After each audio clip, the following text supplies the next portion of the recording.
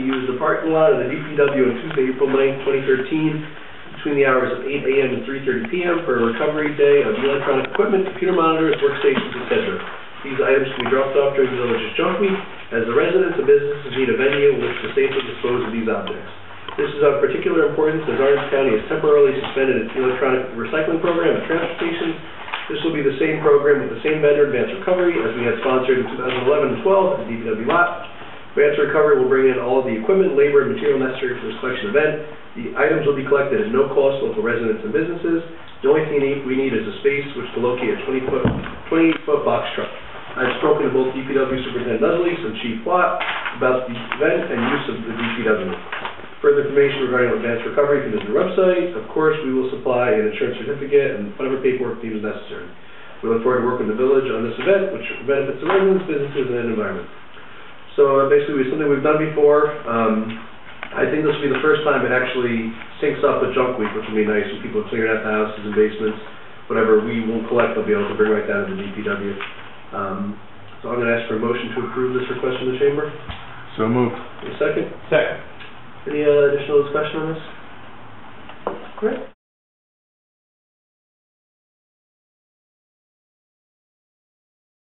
I mean, so that's the 8th is the week of cleanup for the bulk cleanup in the village. Correct. And then this is on the 9th.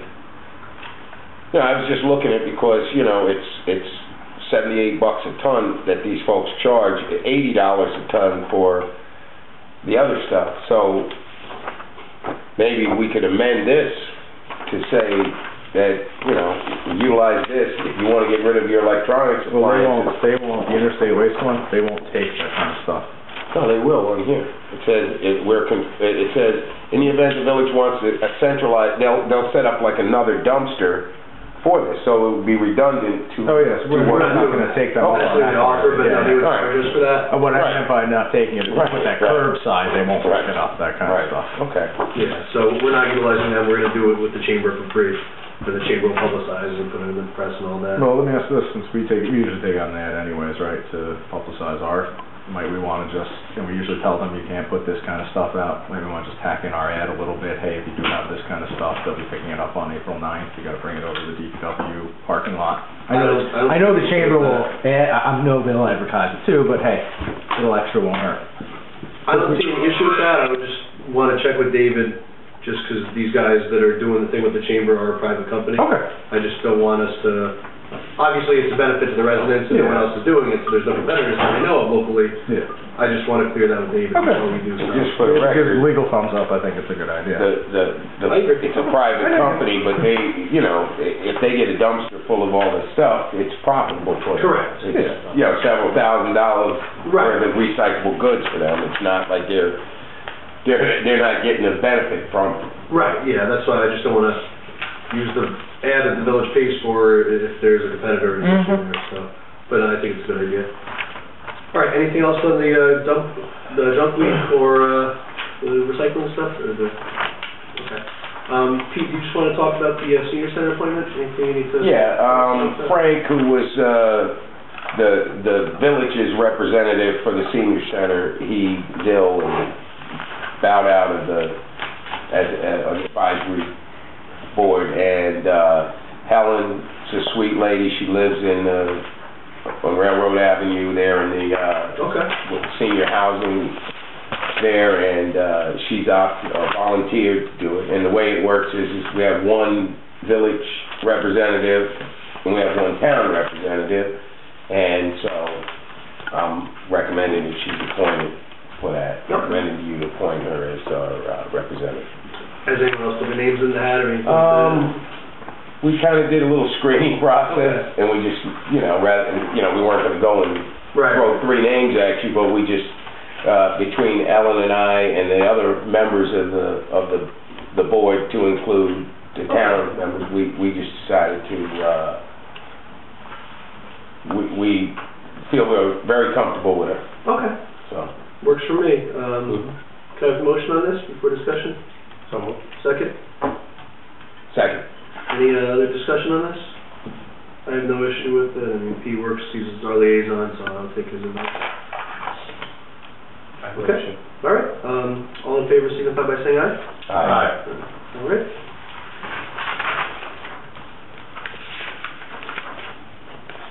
Like, do we have to vote on the interstate proposal as well?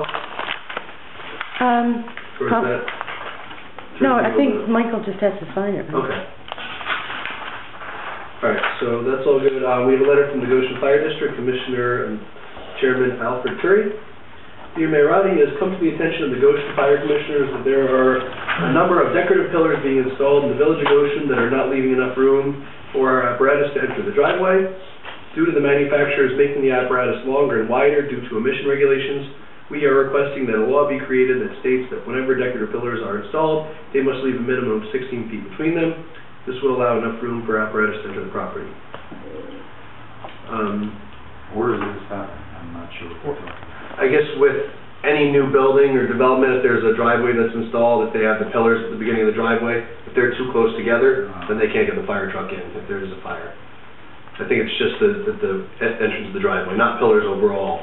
And this is in residential, or is this commercial properties that they're talking about? I would imagine that residential prompted it, but I'm sure if there's a commercial building, they would want the same thing. You're talking about people that put up the things with like a light on top of it in the driveway. Something decorative at the end of the driveway. Yeah, so I guess the fire truck's got a little bigger, and if roads are too narrow, then they can't get the truck in, and Well, God forbid there's a fire. They might even be talking about like some of the properties in downtown where the Chase Bank is and stuff next to Caljean's and over there, because that probably is not, one entrance coming in across from the police station is probably not 16 feet wide. Okay. Yeah. Never thought of that. I mean, it makes sense to me. Sure, if we wanted to move forward, we would have to direct David to draft a local law and then have a public hearing anyway, so. What is the, I'm imagining that there's a standard for a driveway, right? That it's got to be a certain, when they build? Right? I would imagine it's in the code, but I don't know what not 16 positive. feet is. I'm trying to picture it, you know. I mean, yeah, what's your question? I would suggest to you that this table right here is about 8 or 9. Okay. Okay. No, I'm just trying to figure out, like. Maybe 10 at best. I'd say it's 10. Maybe 10 at best, but. Okay. Because obviously, just thinking down the line, obviously, if the, when it builds, if it's not mandated to be 16 feet, we should probably look at that as well.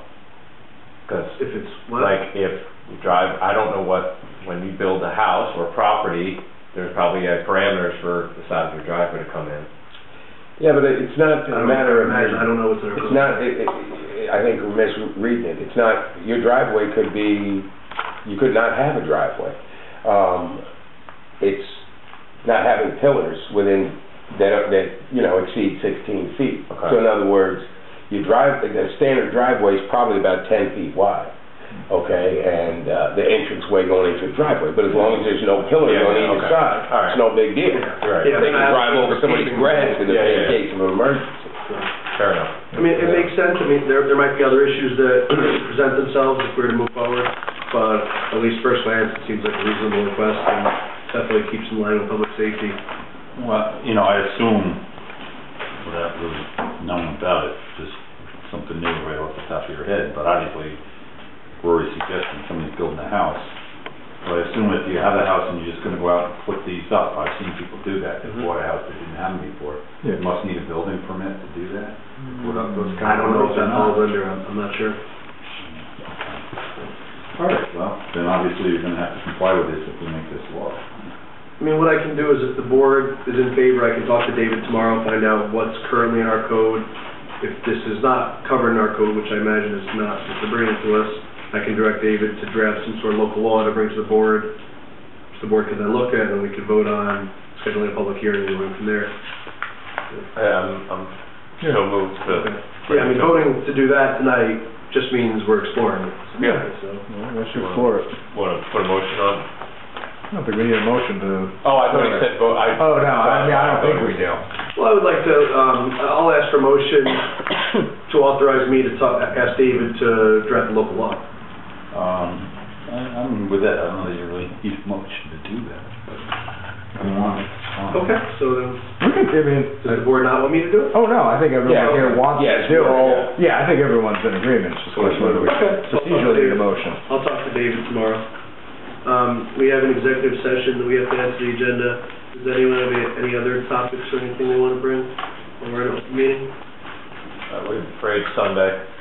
Yes. I know that's obviously a big event, but I don't really have anything. Lineups, too, right? Oh, well, yeah, step off too. Yeah, line up front. Yeah, and then, just a refresher, where do, if you know off the top of your head, I mean, I know some of the spots, but where does the village cut off as far as in and out of the village? As you know, he's the police commissioner. Okay, say this again? I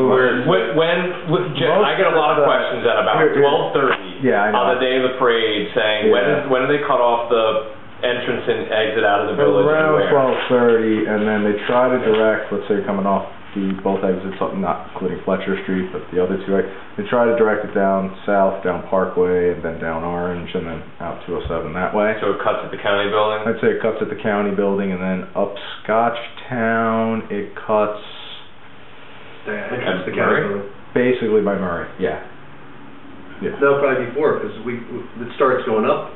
No, they're saying they stop traffic coming down Scotchtown, let's say, into the village, probably slightly beyond Murray, if you will, or before you would get to Murray, probably the better way of saying it. And then there's a point. Somewhere between McNally. I'll tell you what it is, but the cops are out there and we're out there as fire police. And there's some point where they shut everything. Yeah. But in the beginning, that's right, they cut off it. You can still go through, but like they cut off Scotchtown coming down where everybody's lining up and all that. And then at some point, you pretty much... I'm just trying to, for people that are coming in from out of town, just a general area to direct them. As to how to... Just to where to... somewhat navigate the... instead of, somewhere I know that will be open even after they close, like a municipal lot over by the police station, I imagine would be accessible from Greenwich, right? I would call the chief tomorrow, just to double check.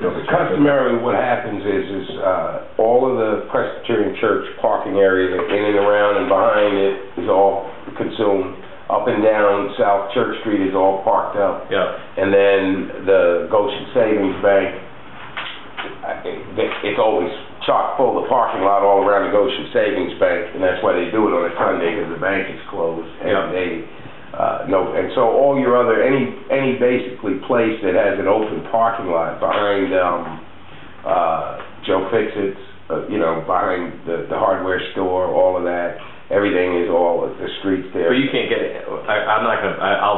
I'll ask the chief later. I don't want to. I don't want to bring someone in and then they can't get out. I guess when I'm.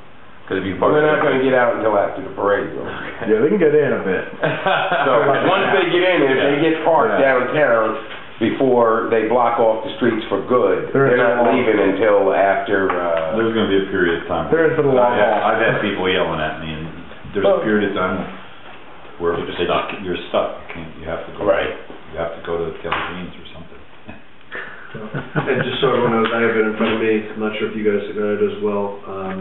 The breakfast that morning is at 10:30. The parade committee sponsors. And that's at Coles. Cool. Where? Cool.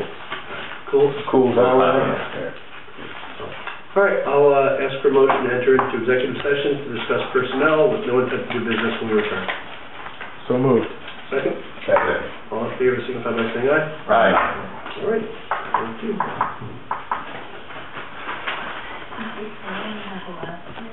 Yes, I'm sorry, Bill. Hinkle is the last name. Yeah. I call her Louise. Louise Hinkle. Yeah.